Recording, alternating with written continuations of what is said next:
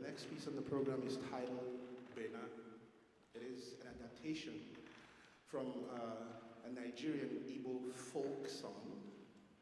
And it's pretty simple. It represents the beauty and the beauty of moonlight dancing and singing as it is in Igbo Nigerian culture. And this piece exemplifies the high life instrumental and musical genre of Nigeria.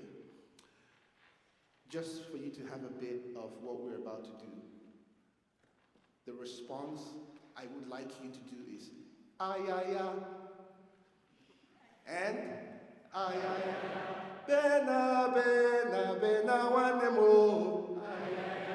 That's what you're going to hear.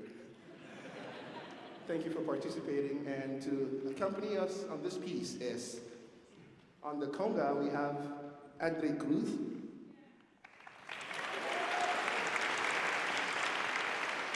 On the bongos we have Tyler Stark. On the clave we have Dil Pavelchak.